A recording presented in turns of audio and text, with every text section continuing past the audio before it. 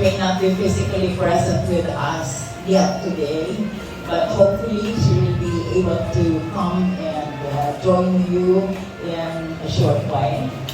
Our Student Affairs Officer, Dr. Valencia Andayo Jr., our Dean of the College of Pharmacy, Ma'am Naliwataki Mabalisita, the faculty members, Ma'am Crystal, Sistona, and Aguilar, and Roda,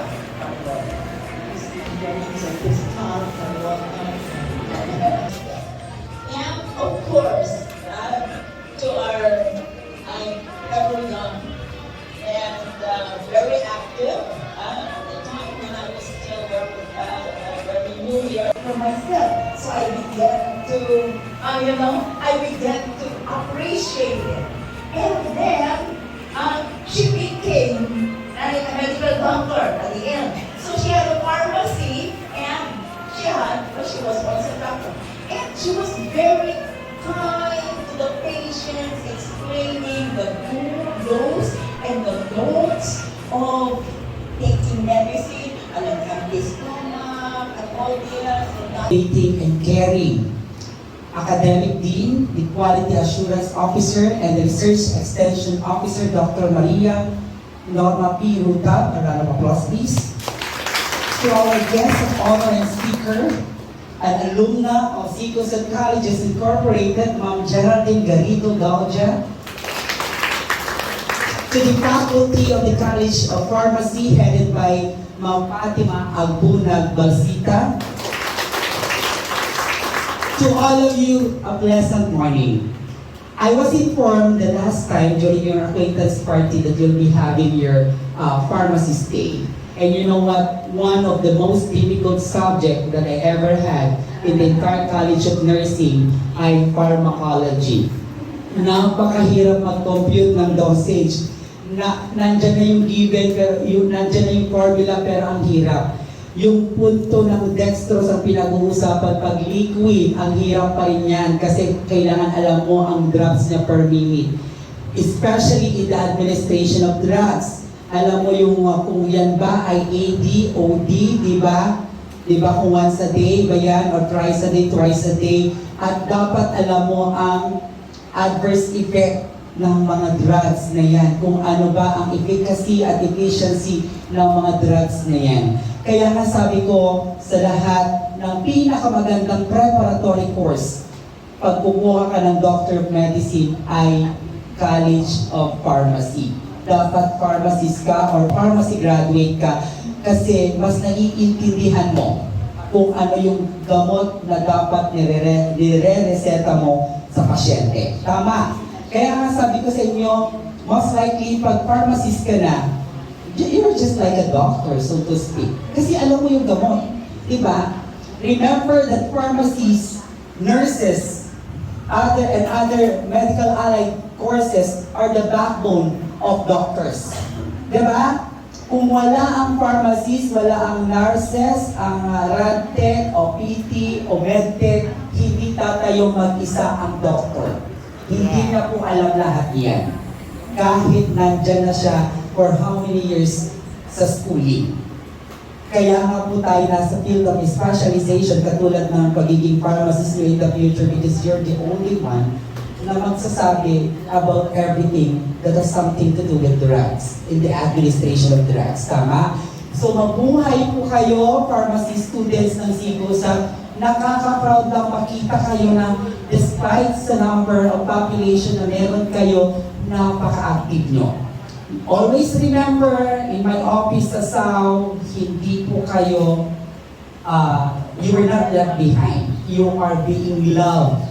Just like what Dr. Ruta said a while ago, na kahit na maliit man lang kayo sa population, pero dahil sa inyong teachers at kay Ma'am Fatima, you are well represented. Lagi niyong tandaan na kami nila Dr. Ruta, the pillars ng paaralan ito, laging nagmamahal sa inyo. Kaya kung ano man ang kailangan nyo, if you want our help, our services, just feel free to approach us, just feel free to visit our office kasi opisina nyo din yun. And help us also to realize yung dream ng Sigos at Colleges, yung dream ng ating pinakamamahal na presidente na gawing natin na training ground ang Sigos at Colleges and big part of the productive citizen of the Republic of the Philippines. Sabi nga natin, lagi nating mission, let us produce graduates whose training and expertise can be at par with local and global standards. We would like to see you in your future that you are excelling not only locally but internationally. Diba? We should be globally competitive. We should compete not only in the entire Philippines but also abroad. Malay nyo, one of you here will also become part of the global arena. Diba? And then, babalikan nyo ang Sigos at, diba? Excuse me, I represented the Philippines in the concluded blah blah blah in New York, USA. O, diba? Ang sarap sa feeling. Diba? And of course, sa mga graduating, ayan, set the bar high, hit the mark, pass the board exam, be part of the top 10. That's our dream. With the help of your faculty, with your dean, and Dr. Ruta, our academic dean, and the school, I know for sure you will be able to make it up to the top. To all of you, congratulations, and more to come. Be an inspiration not only for Sigos at Colleges Incorporated, but of course for the entire Philippines. Happy Pharmacist Day and God bless everyone. We have Ma'am Carlota Aguilar. Of course, we also acknowledge the support of our loving school president, who is not here, but in a short while maybe she will join us, Dr. Jacqueline Abella Dashen. And of course, acknowledge also our dean, si Ma'am Maria Roden and others, for guiding me back in my journey. Looking back to my journey, honestly, pharmacy was not my first choice. Since elementary hanggang high school, kapag tinatanong ko ano yung gusto kong maging, is maging teacher. Little did I know na dito sa pharmacy, pwede rin maging mag-teacher, pwede pasukin ang teacher. Thankfully, I was able to experience how it is to be like in a pharmacy. Kaya right after high school, nag-decide akong mag-apply ng college, ay ng pharmacy dito sa college. At laking pasasalamat na may BS Pharmacy dito sa Sigasan. By God's grace, I was able to finish this course without a hitch. But graduating was not yet the end. Here comes the moment of truth, ang board examination. Di ba ko masasabi na talagang mahirap ang maging pharma? Imagine having to take 6 modules with 100 items each, tapos sobrang dami ng tatatawalin. I even prepared myself to fail. Tinanong ko kung saan ako pwede mag-part-time. Kasi na-expect ko na baka ito makakasan. Pero iba grabe talagang parang dito sa pharma, work lang ang naghahanap sa akin. Correct po.